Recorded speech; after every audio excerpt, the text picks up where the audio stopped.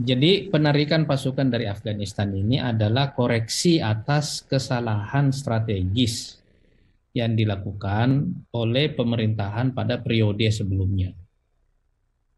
Kesalahan strategis itu terjadi karena ada euforia. Persis seperti euforia setelah Perang Dunia Kedua yang menyebabkan Amerika masuk secara sembrono ke dalam Perang Vietnam, kemudian Perang Korea. Walaupun Perang Korea berhasil memperbaiki citra Amerika, tapi dua-duanya adalah perang yang sia-sia. Dan itu tidak mendapatkan dukungan yang kuat dari dalam, secara domestik, dari publik. Ya. Nah, setelah runtuhnya Uni Soviet, euforia yang sama juga terjadi. Sehingga mereka menafsirkan bahwa ini adalah sejarah akan berakhir begini. Ini seperti yang mereka yakini bahwa pertarungan umat manusia ini sudah selesai dan beginilah akhirnya. Karena itu Bush mengirim pasukan lagi ke Timur Tengah dalam Perang Teluk Pertama tahun 91. Yang tidak disangka oleh Bush senior adalah bahwa dia kalah dalam Pilpres tahun 92 oleh anak muda yang mewakili generasi baby boomer, yaitu Bill Clinton. Inti kampanye Bill Clinton pada waktu itu sebenarnya adalah hanya masalah ekonomi. Kita sudah bosan perang, kita mau sekarang urus ekonomi kita. Makanya jargonnya Clinton waktu itu, it's economy, stupid. Jadi ini, goblok, ini masalah ekonomi, bukan lagi masalah perang. Ngapain lagi kita habisin nyawa rakyat di Timur Tengah gitu ya. 8 tahun kemudian sampai tahun 2000 Clinton berkuasa, memang ada perbaikan pada ekonomi Amerika gitu ya. Tetapi ada persoalan yang juga fundamental yang tidak selesai sampai di situ, yaitu ada dua hal dalam sistem ekonomi mereka yang kemudian menjadi masalah besar.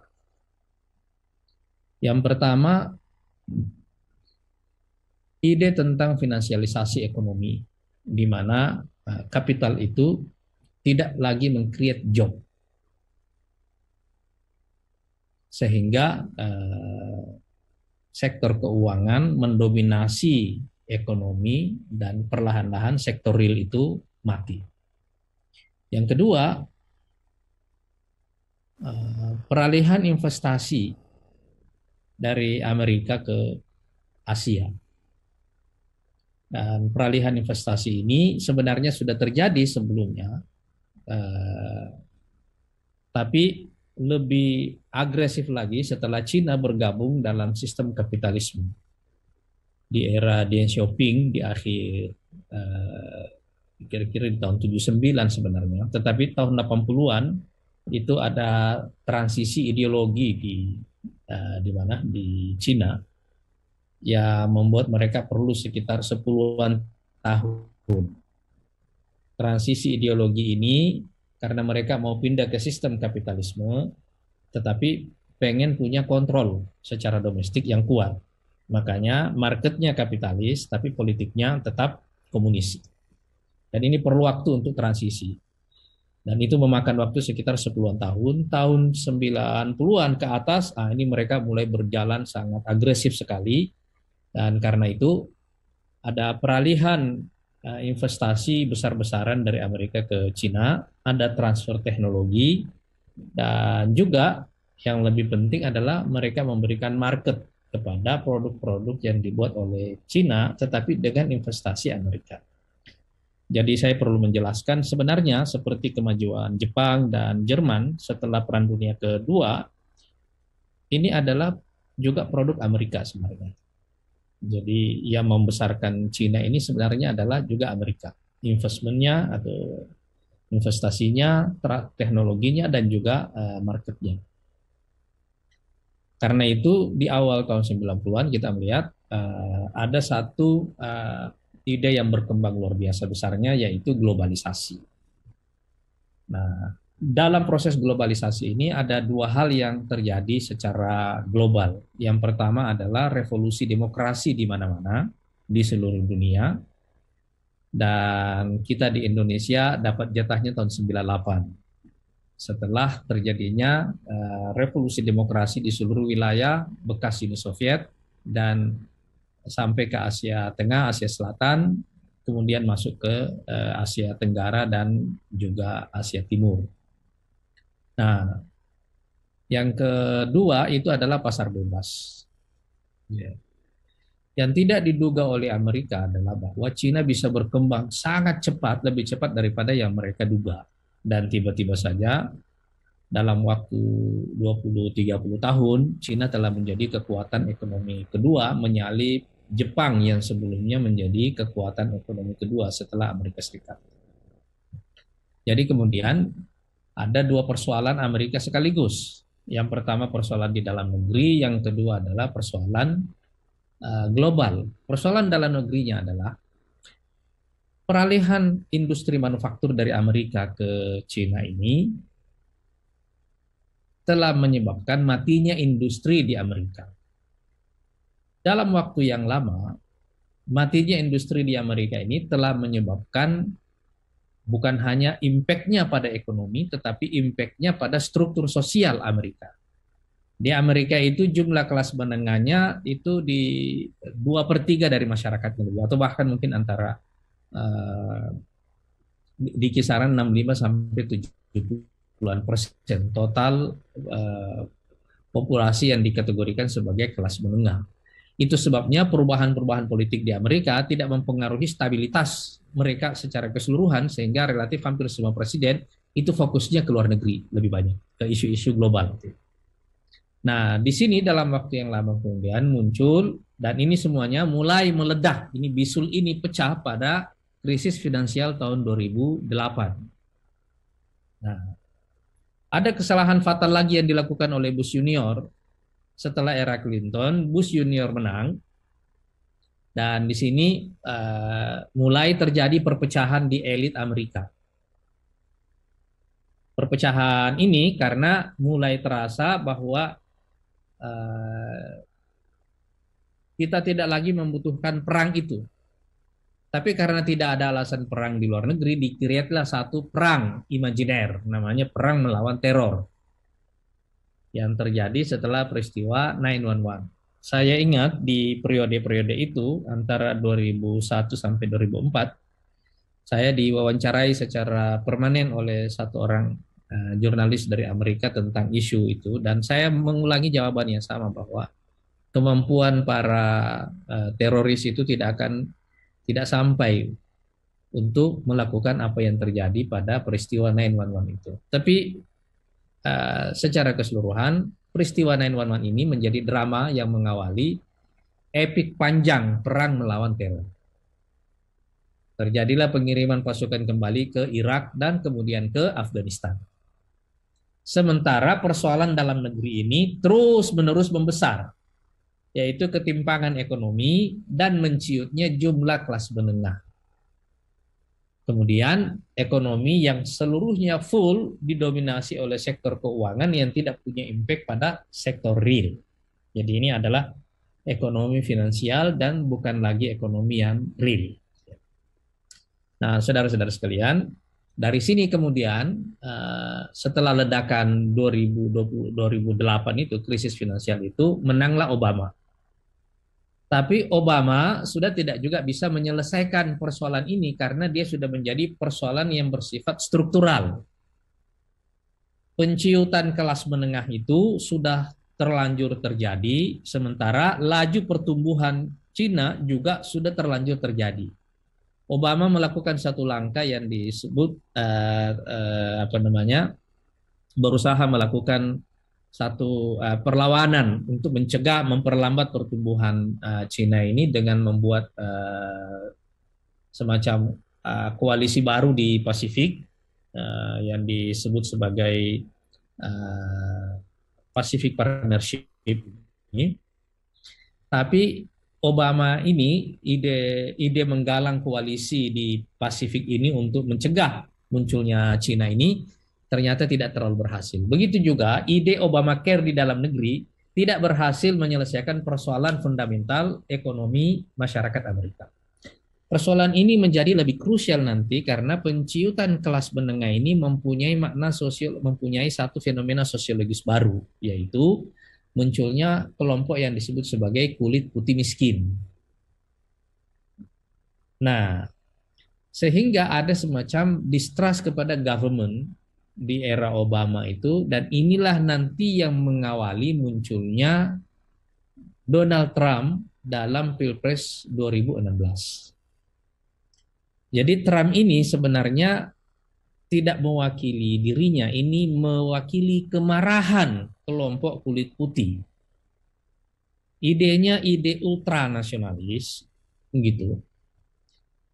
Tapi dia sebenarnya mewakili kelompok kulit putih yang terlempar dari kelas menengah Amerika menjadi kelompok miskin.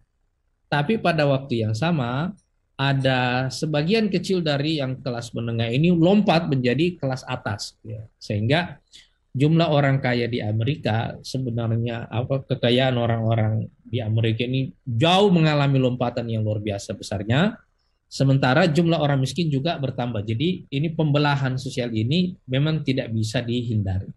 Nah, bersamaan dengan munculnya Trump yang mewakili Partai Republik, di Partai Demokrat juga muncul Bernie Sanders.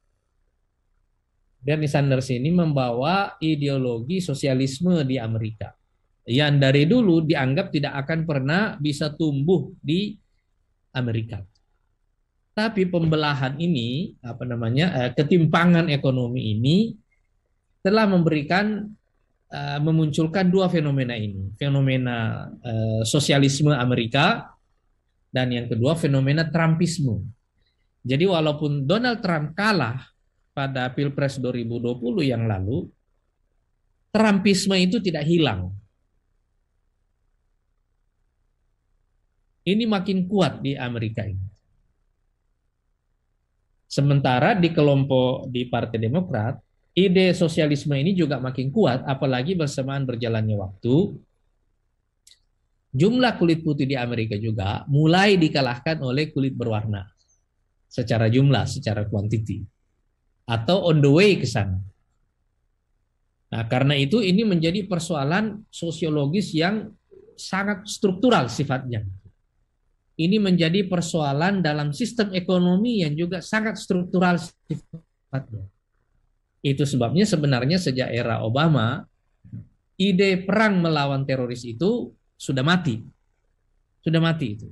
Cuma baik Obama maupun Trump belum memiliki kekuatan politik, wibawa politik yang memadai untuk melakukan penarikan pasukan dari sana.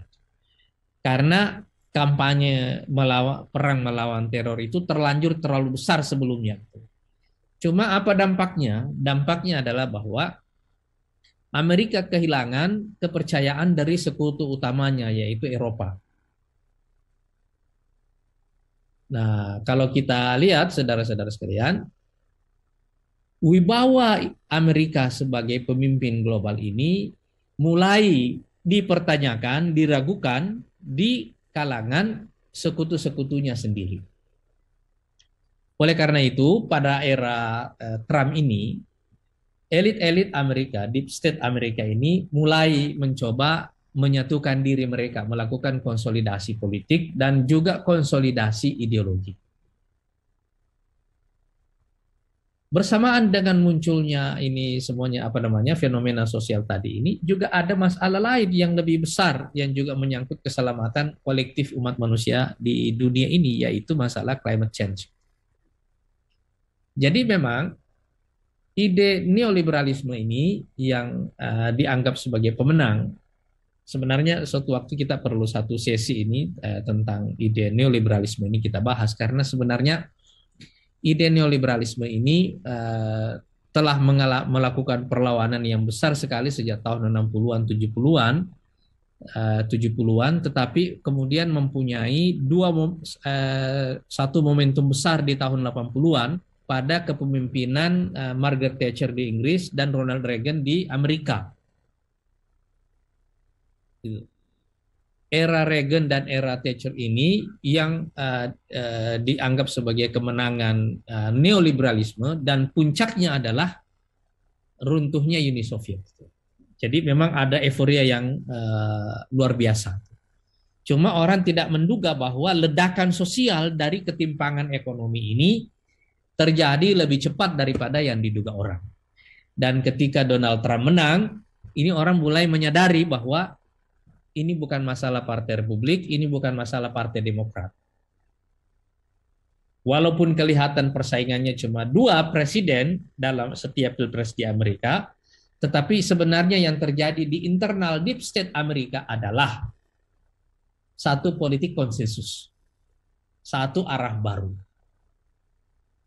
Arah baru yang kira-kira satu solusi untuk menjawab semua kontradiksi-kontradiksi yang terjadi dalam sistem global ini.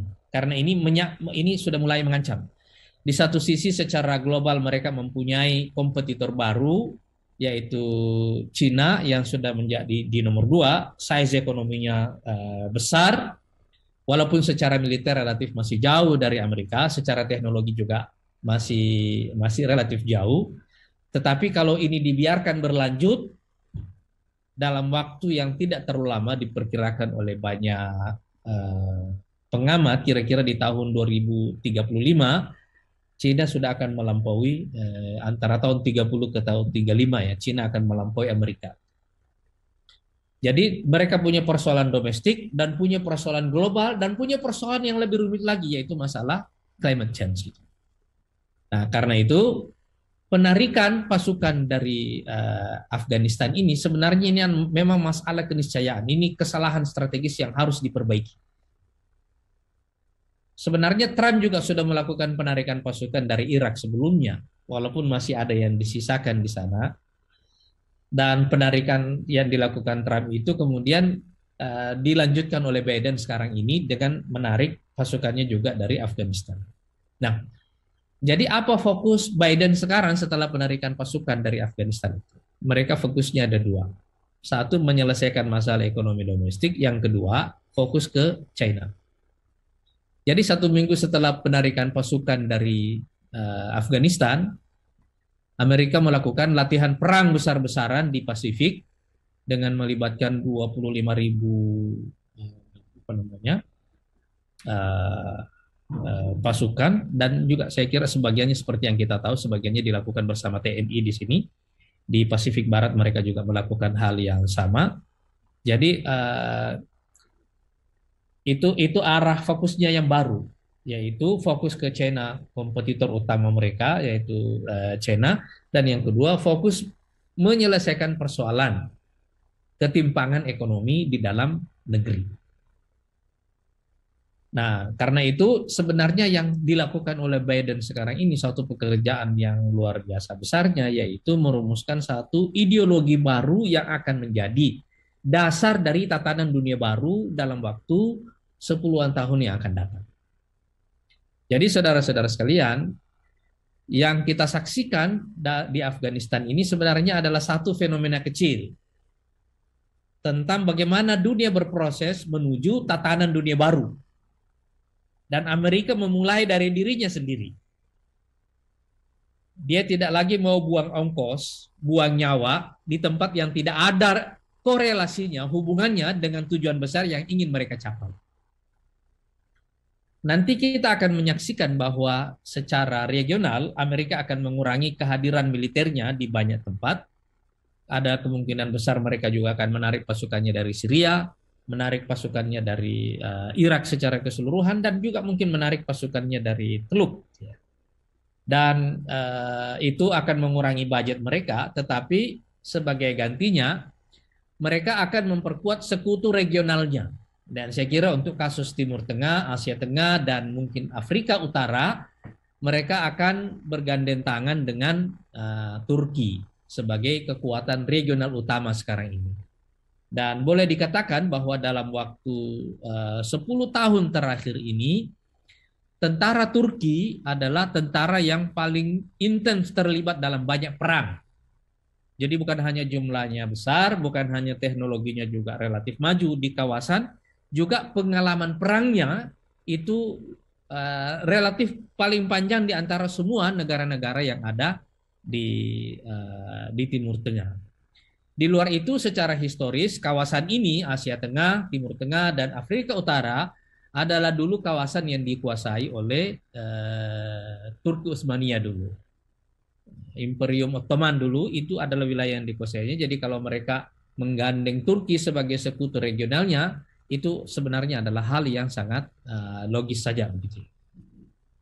Nah, jadi ini peralihan pada atau saya bisa mengatakan ini adalah arah baru Amerika di bawah Biden. Ini adalah peralihan pada strategi, peralihan pada fokus mereka.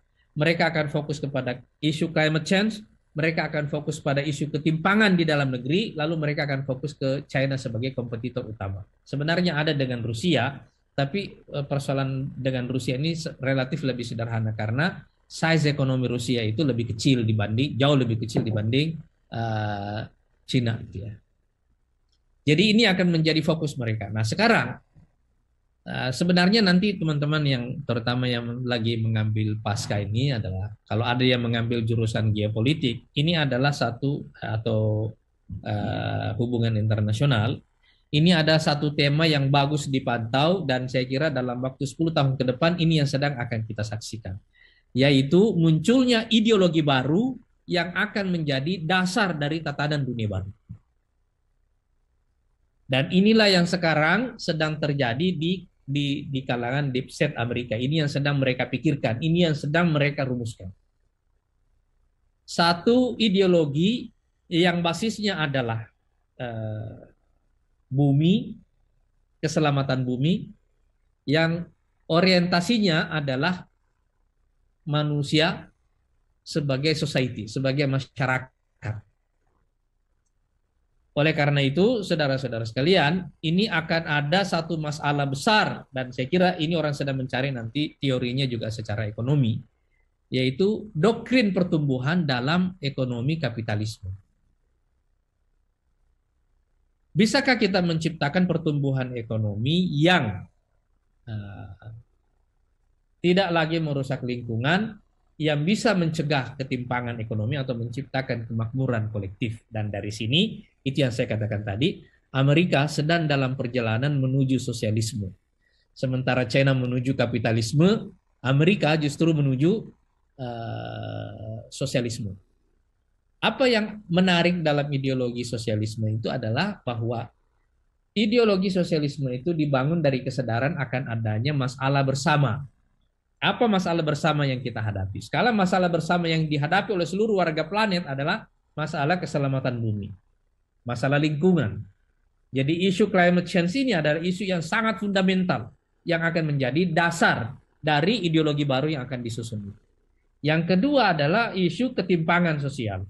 Cuma dua-dua masalah ini, baik ketimpangan maupun isu climate change ini, tetap harus menemukan titik keseimbangan dengan dua hal, yaitu doktrin pertumbuhan dalam ekonomi dan demokrasi. Nah, saudara-saudara sekalian, karena semua ide ini tidak bisa menggunakan negara sebagai alat pemaksa.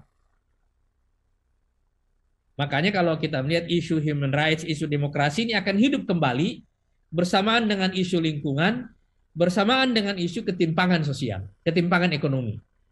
Semua isu-isu ini yang secara fundamental nanti akan menjadi komponen-komponen utama yang membentuk ideologi baru yang akan menjadi dasar dari tatanan dunia baru di masa yang akan datang. Nah, sekarang itu secara domestik dan secara global, tetapi bagaimana Amerika akan menyelesaikan kompetisinya dengan China? Ini yang sekarang ini belum selesai dan kita tidak mengerti karena ini prosesnya sedang berlangsung. Apa yang akan terjadi dalam hubungan bilateral antar kedua negara ini? Tetapi yang pasti sekarang ini langkah awal yang dilakukan oleh Biden menurut saya langkah yang sangat strategis. Yang pertama adalah mengkonsolidasi sekutu utamanya di Eropa. Jadi yang dilakukan oleh Biden pertama kali adalah memperkuat NATO Karena itu kunjungannya yang paling penting di awal-awal dia berkuasa ini adalah melakukan kunjungan ke Eropa, mengkonsolidasi kembali NATO. Nah, kemudian seperti yang kita tahu, dia menunjuk John Kerry sebagai Special Envoy Amerika untuk isu climate change. Jadi kalau kita lihat ini prioritas-prioritas utamanya mulai kelihatan. Kemudian di Pasifik dia mengkonsolidasi, kalau yang sebelumnya kan sudah terjadi ya, memang sekutu utamanya Jepang, Australia, Korea Selatan ini sudah terjadi, tetapi sekarang ini ada konsolidasi yang juga kuat di antar 4 negara, yaitu Amerika, India, Australia, dan Jepang. Jadi ini konsolidasi ini yang sedang mereka lakukan semuanya, dan saya kira di tahun-tahun yang akan datang kita akan menyaksikan bahwa konsolidasi di Pasifik dan konsolidasi di Atlantik yang sudah dia lakukan sekarang sebagai sekutu utamanya ini, saya kira ini akan selesai dalam waktu yang tidak terlalu lama, dalam pengertian soliditasnya akan kelihatan.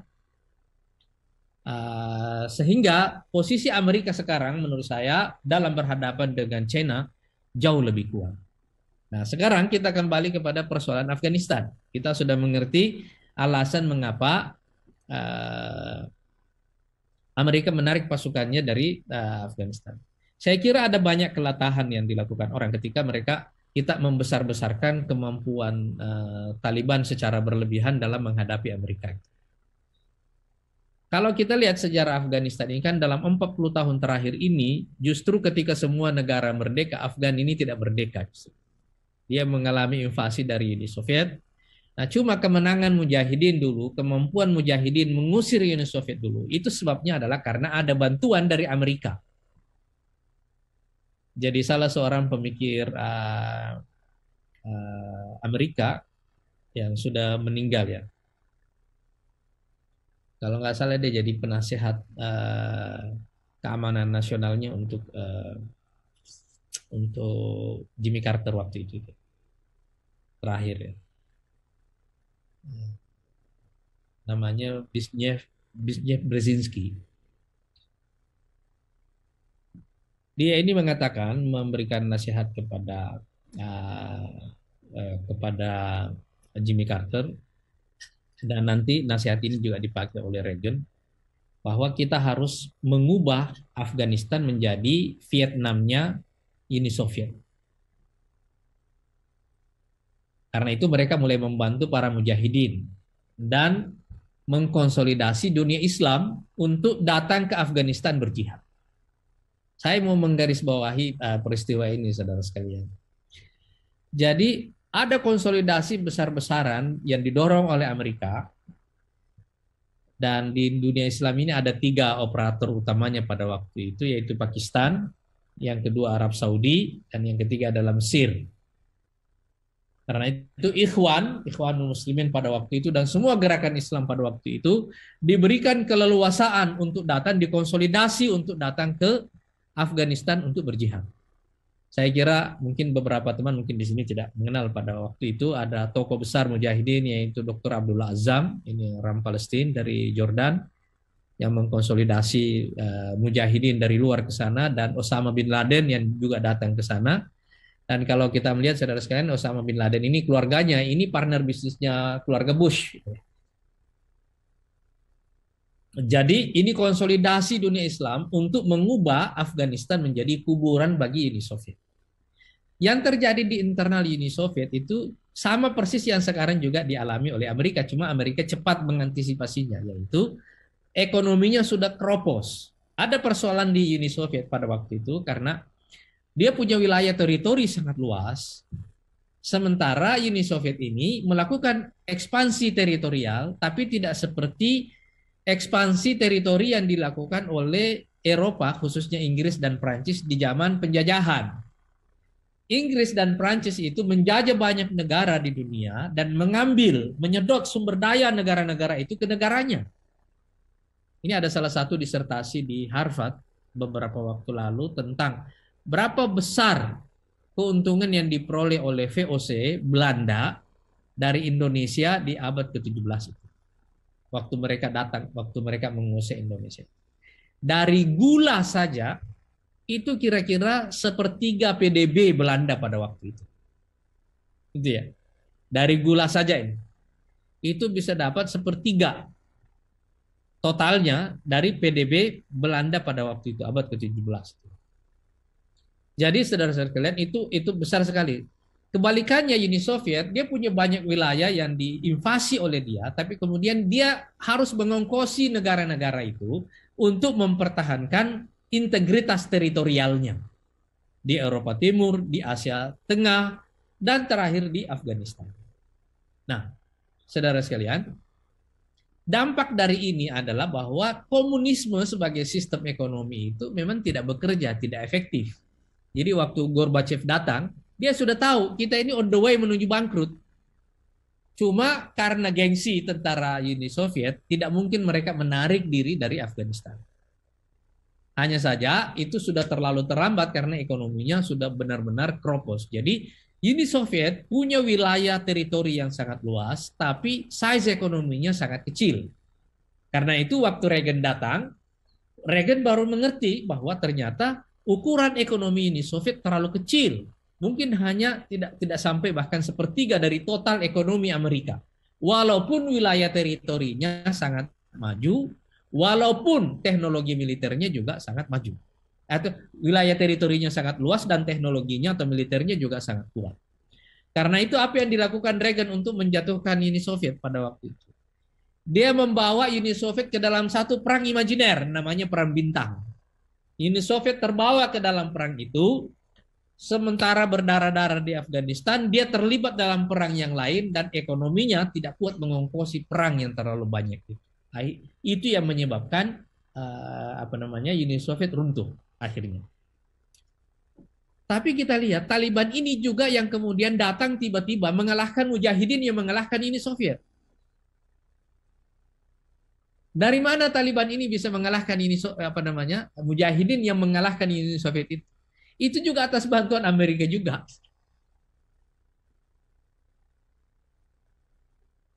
Dan kemudian mulailah terjadi pengeroyokan secara global atas Mujahidin di Afghanistan. Oleh karena itu sejak itu isu perang, isu Islam fundamentalis itu justru muncul di situ. Di tahun 90-an itu. Dan lebih berkembang lagi di era Bush Junior. Tapi kemenangan Taliban di awal ini di tahun 90-an melawan Mujahidin itu adalah kemenangan yang disebabkan oleh memang bantuan Amerika. Nah, ketika Bush datang dan mengambil alih kembali Afghanistan tahun 2001 itu kan kita melihat bahwa dengan gampang dia mengambilnya juga dari Taliban. Iya kan? Dan sekarang 20 tahun kemudian ketika Amerika melepaskan itu Taliban datang dan berkuasa kembali. Jadi ini supaya kita jangan memandang masalah ini secara lebih real. Jangan sampai kita berpikir sedemikian rupa kekuatan Taliban ini begitu dikdayanya sehingga bisa mengusir Amerika. Enggak, ini bukan dua hal yang bisa dibandingkan. Yang terjadi di sini adalah bahwa Amerika sedang melakukan koreksi atas strateginya sendiri.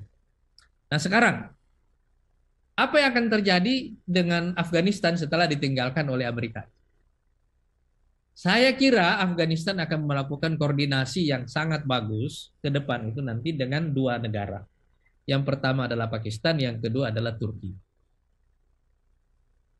Nah, tapi mereka juga akan melihat bahwa karena di sini ada banyak residu yang bisa kemana-mana.